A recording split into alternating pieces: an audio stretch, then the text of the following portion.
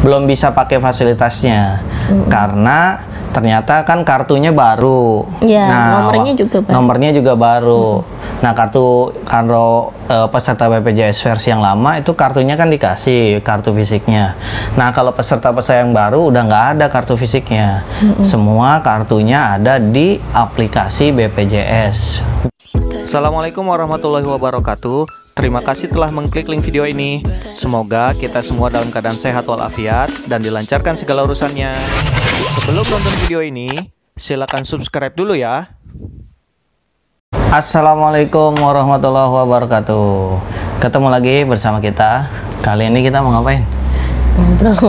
Ngobrol-ngobrol. Kita mau sharing-sharing.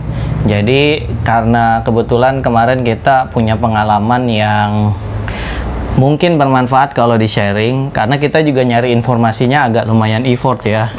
Nanya sana sini, googling sana sini. Jadi menurut kita alangkah baiknya kalau pengalaman ini kita sharing sih gitu.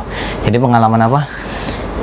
Mengurus pengalaman periksa kehamilan dengan fasilitas BPJS. Nah, mungkin beberapa dari kalian udah pernah mengalami cek kehamilan, baik itu dengan fasilitas BPJS atau pribadi. Kalau pribadi mungkin nggak ada masalah ya. Nah, ini kalau dengan fasilitas BPJS. Kebetulan kehamilan kita itu pas pulang ke Indonesia itu udah posisi berapa minggu ya? 2,5 bulan. Udah 2,5 bulan. Jadi pulang dari Inggris ke Indonesia itu Bunda udah hamil kira-kira 2,5 bulan. Jadi dan karena posisi pandemi juga ya, jadi kita kayaknya periksanya nggak sering ya. Biasanya kan biasanya sebulan sekali. Minimal, ya. Mungkin ya kita nggak sering. Jadi pas awal-awal karena kita nggak tahu gimana ngurus fasilitas BPJS, jadi kita masih periksa mandiri. Kira-kira berapa kali periksa tuh ya? 3 ya? Nggak, lebih dong. Sama yang baru-baru ini kan? Nggak, yang pakai fasilitas mandiri. Oh, yang mandiri 3, iya. Oke, jadi mandiri waktu pulang dari Inggris kita masih menggunakan biaya pribadi, itu semua cek kehamilan itu 3 kali ya. Iya, kurang lebih. Ya, itu lumayan juga sih buat kita, terutama ya keluarga yang baru pulang selesai studi kan masih belum stabil ekonominya segala macam, apalagi di masa pandemi ini ya. Nah, akhirnya kita putuskan untuk mengurus BPJS. Sebenarnya keanggotaan kita di BPJS masih ada ya dulu ya. Kita udah terdaftar. Kita udah terdaftar dulu, karena dulu saya masih pegawai kantoran kan, jadi masih terdaftar. Selain itu waktu di Inggris ternyata kita memang ngurus BPJS mandiri, bayar mandiri gitu. Dan ternyata di situ problemnya. Ternyata kantor saya juga mendaftarkan saya sebagai peserta BPJS, jadi double akun ya.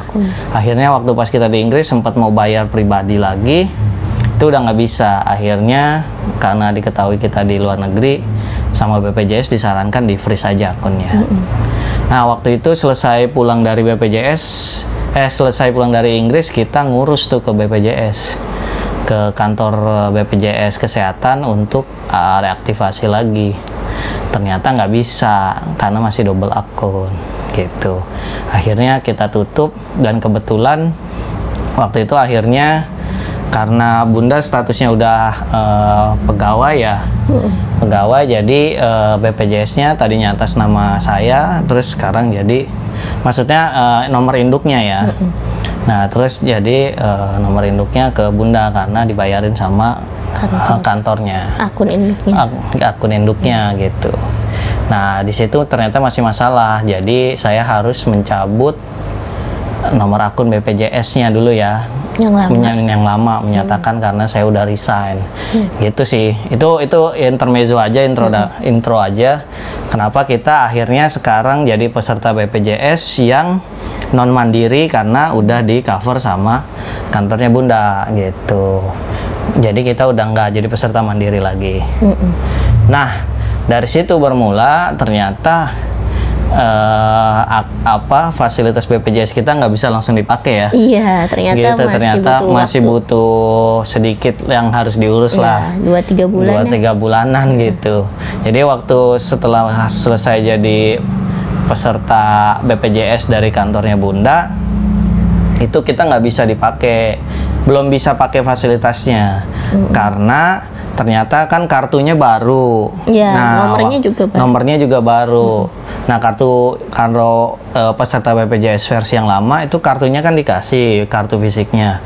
Nah, kalau peserta-peserta yang baru udah nggak ada kartu fisiknya. Semua kartunya ada di aplikasi BPJS JKN. Mobile Juga JKN Mobile. Nah, disitulah permasalahan pertama ya. Karena ternyata kita nggak bisa akses akunnya, nggak bisa login.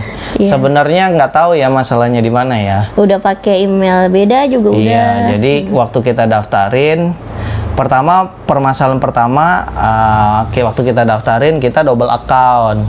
Nah, terus kita urus terus saya ngasih bukti surat resign dari kantor yang lama bahwa nomor akun BPJS yang lama itu udah nggak aktif karena udah resign. Nah, selesai masalah itu, baru masalah aplikasi ya. Iya, masalah aplikasi. Jadi kita login atau daftar di aplikasi nggak bisa-bisa karena harus mengirim kode OTP ke SMS nomor kita ya. Iya. Nah, jadi ada dua. Jadi dia minta verifikasi email sama nomor telepon. Yang email udah berhasil. Verifikasi entah kenapa yang nomor telepon nggak masuk. Nggak tahu kenapa. Jadi udah cukup lama tuh, 1 bulan lebih. Iya, lebih lah, hampir 2 bulan. Masuk gitu. Kita udah coba minta bantu ke SDM kantor Bunda untuk ngurus ke BPJS, itu nggak bisa. Iya, mereka jadi juga harus langsung orangnya yang aktivasi di aplikasi mobilenya itu. Nah, disitulah akhirnya kita ya karena memang udah kebutuhan periksa, ya udah akhirnya periksa mandiri lagi gitu.